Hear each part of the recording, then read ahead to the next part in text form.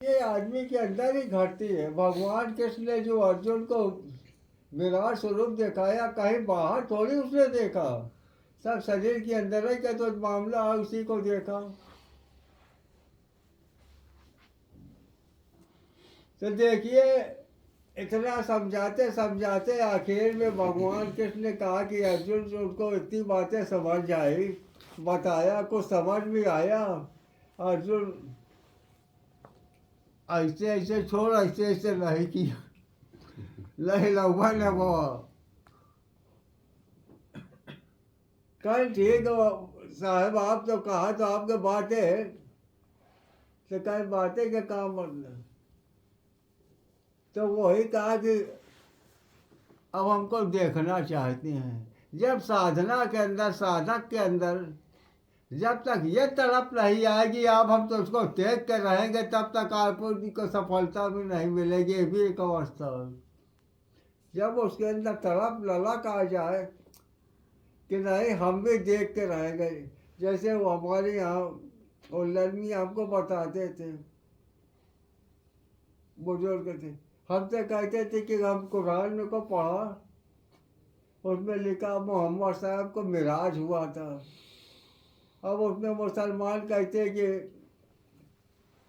मोहम्मद को मिराज हुआ, अब किसी को नहीं होगा। नहीं होना।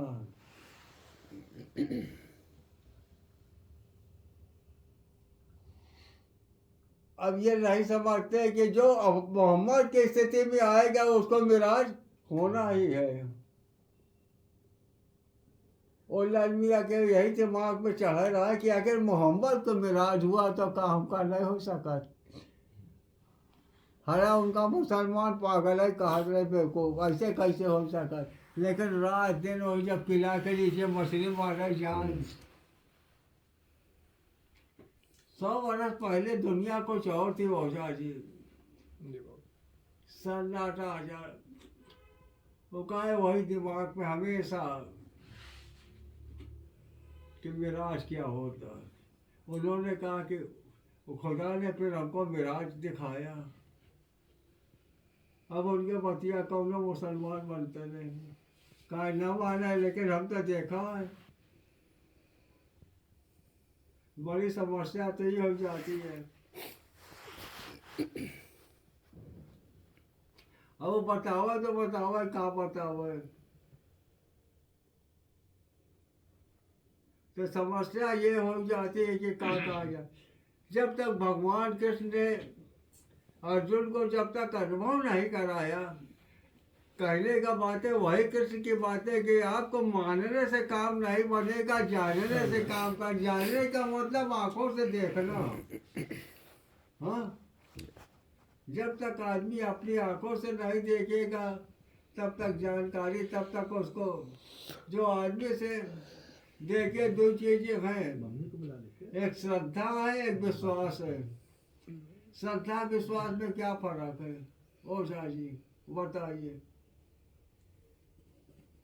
श्रद्धा विश्वास में क्या फर्क।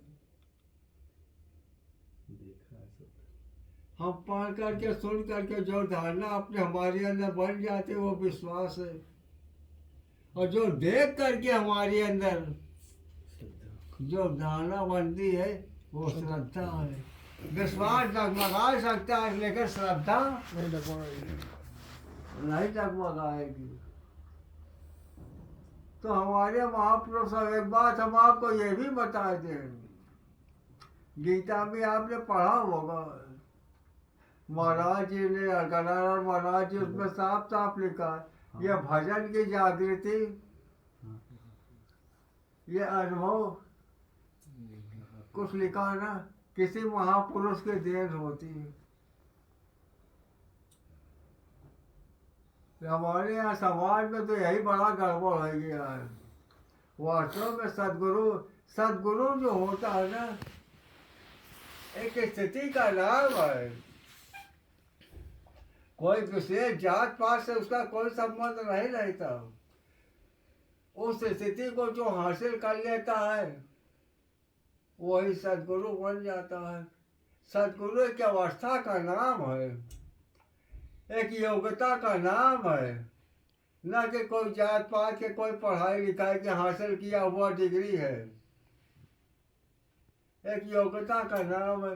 जैसे 5 साल आप डॉक्टरी पढ़े तो लोग डॉक्टर साहब कहने लगती हैं, कोई वकील पढ़ा तो वकील साहब कहने लगती हैं। तो उसी तरीके से जिस आदमी ने इस स्थिति को स्वयं को जाना, वो स्थिति आई, तो उसको तरह तरह की हमारे ये संत मत की डिग्रियां हैं। परमहंस भय, महामंडलेश्वर भय, ऋषि भय, मुनि भय, ये संत मत की डिग्रियां हैं। हमारे यहाँ तो जगह जौन में रहा था तब नहीं लिख दिए थे। भगवान ने कहा लगा थी अपने आप को, तो कौन तो कहा कर रहे। अब इस्लाम का राज होता तो का सोली में चढ़ा देते हैं। हाँ?